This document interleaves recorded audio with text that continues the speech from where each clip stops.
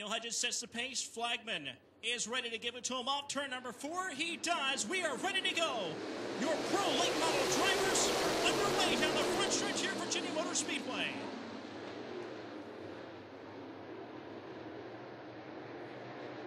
Walker Arthur 3 wide on the inside. Davis Lipscomb gets squeezed out there in the center of those two guys. They'll make it 3 wide again. One driver spins out in turn 3 and 4.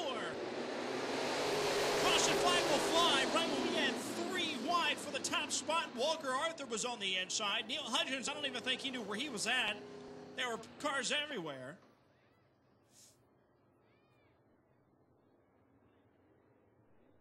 And Walker Arthur going to have to make his way back up through. And remember, last time in one lap, they were 3 wide with Walker Arthur having the lead. They're looking for the green flag. Walker Arthur again down low. Already 3 wide down the front stretch. Walker Arthur on the inside of Davis Lipscomb down in turn 1. Almost 4 wide. Walker Arthur still down low on the inside of Lipscomb. It's going to be the car 16 of Daniel Bangerly to the top. They're 3 wide for second, doubled up for first. Whoa, one driver almost got a door full. Off turn 4, meanwhile, back up front. Paul McGinley in car 978 will pull away from them. Walker Arthur on the inside of Neil Hudgens. Side by side for second down in turn 1. And Neil Hudgens will push Walker Arthur all the way down to the inside wall. Try to take that position away. These boys are wheeling these cars around this racetrack. Every single one of them with an S on their chest right now. That wheel moving left and right faster than you can even see. Paul McGinley right there on the back door of Walker Arthur. Green flag is out, and already 2 car lengths between first and second as they make the charge down to turn 1.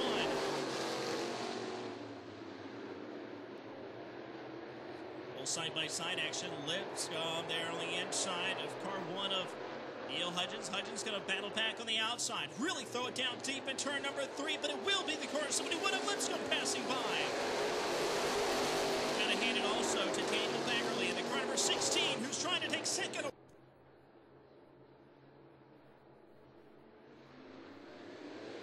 Green flag is out. We are underway again. And Davis Lipscomb already trying to take a low look on Bangerly. Bangerly's to the inside, battle for your second spot. They're all trying to make moves down to turn 1. Biggest successor is the car number 16 of Daniel Bangerly. Still down low. McKinley, they're side by side for second. Walker Arthur, meanwhile, walks away with this one off turn 4.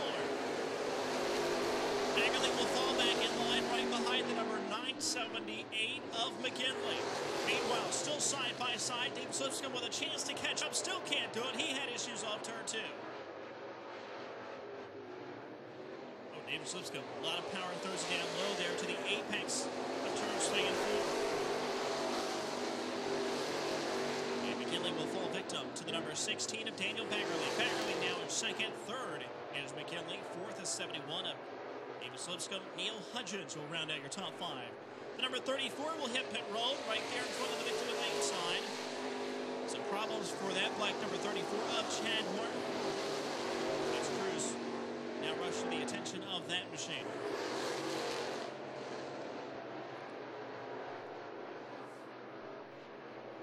Single file off turn 4 right now, but Walker Arthur, I tell you, with these tracks, he had such a huge run on tracks with just a little bit of moisture. You can see this track has really come around here in the later part of the event.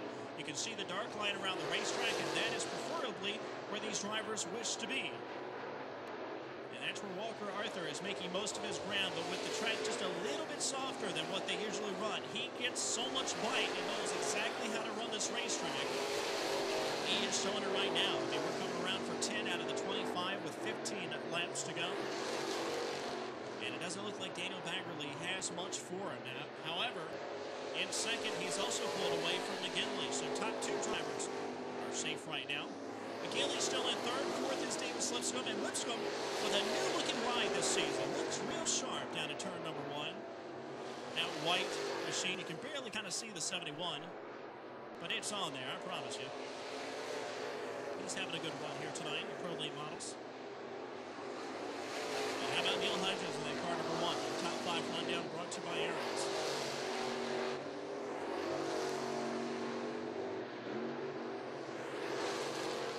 little bit lower off turn 4 right there.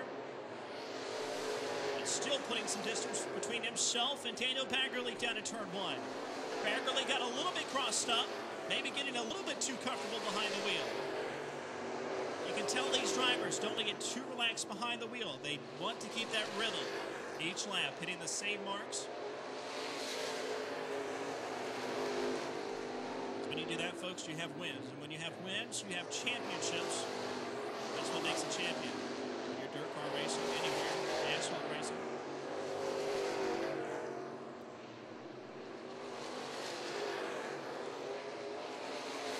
It looks like he may be losing ground to Daniel Baggerly. That car number 16. Baggerly tried a little bit higher line that time in turn number 1. He's going to close the gap just a little bit. Lap traffic is coming up now. The number 87 of Walker Arthur. Arthur still losing ground in turn 3 and 4. I think Baggerly is actually catching him. And Seister's about to go 1 lap down. They're down in turn 1. You can tell the rest of these drivers from about third on back, when they get into the corner, the car either sits down and they can't really do much with it, or it shifts all the way up the racetrack. Your top 2 drivers, Walker Arthur and Daniel Baggerly, you're not seeing that. The car's still alive. There's still life left in that race car. They can still put it in the grooves they want to, and the lap traffic of Seister will go 1 lap down. Walker Arthur's losing ground, though. Daniel Baggerly's on the run. Lap traffic in the way. The worst spot to catch lap traffic happens off turn 4, and Daniel Baggerly is there.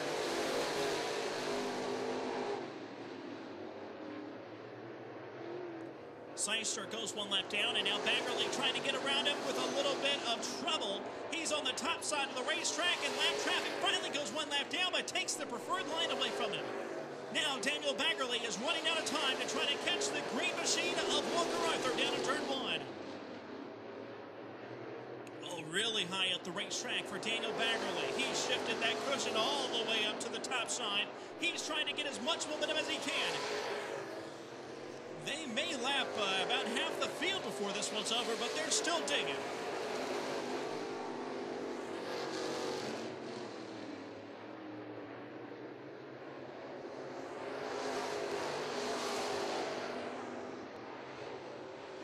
Cecil B. Arthur, Beef Farms and Bunkin Bulls, number 87, Walker Arthur. With the Daniel Baggerly hot on his trail. Baggerly, what an awesome line going down into turn 1, but it doesn't pay off on the exit. Something happened. He was so fast getting in, but couldn't carry the momentum. Let's see if he can do it again. Car bobbles just a little bit. Walker Arthur working on that traffic down to the inside. Will pitch off his line down the front stretch, losing a little bit of time. Daniel Baggerly's now there. 3 car lengths back. Lap traffic needs to get out of the way. Lap traffic goes high. Baggerly's to the inside. We're down to 4, coming around 3 laps to go. There's 4 car lengths between first and second on turn 4.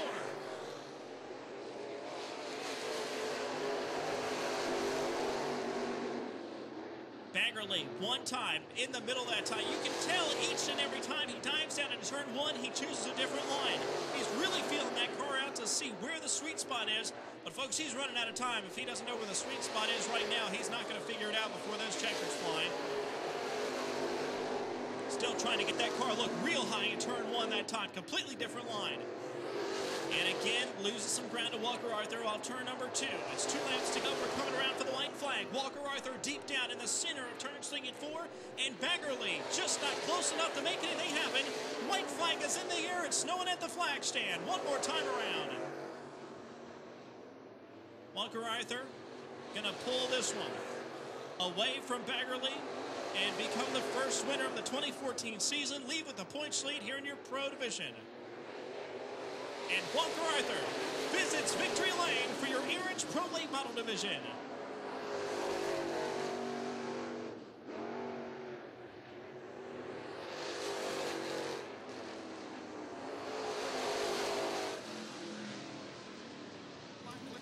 Here he is, folks, down here in Victory Lane. Walker Arthur, a driver the number 87. And every time we have a racetrack that I just feel like you're going to do so well on, I like to brag on it because I feel like this car or you or something comes to life when there's just a little bit more bite than there usually is. Yes, sir. Like I said, we always enjoy coming down here. We really started out down here, and it's just always fun to come down and be able to race in this traction like this. not many places have this type surface anymore, so it's always real fun to come down here and play. Well, how about the competition there in the center there at the end? I mean, it was almost like a slinky. You guys were going back and forth with it. It was kind of hard to tell who was going to walk away with this one until right there at the last 5 laps. Yes, sir. Like I say, I know Daniel's real strong in these crate cars. We've raced with him a good bit. Like I say, I think this class will really take off down here. Like I say, these cars are going to put on a real good show, a lot more economical, and I think it'll work out real good. All right, how about the sponsors? I got to thank Cecil B. Arthur. He came down tonight. He hadn't made it to many this year. Glad he's here to see this. Jason Parker, All About Wraps. Got to thank him. Hendren Racing Engines. J.R. Overstreet back to the shop. Like I said, he keeps these things going, and it's just he sacrifices a whole lot to keep us going, and all this is pretty much attributed to him. And Eddie Groom's with us in the pits now. Like I say, he's a big attribute. And like I say, just got to thank all those guys so much. And had Garth Deacon and Junior down here with us this weekend. That was a big hand as well. So got to thank everybody who's helping. Well, congratulations. Enjoy it.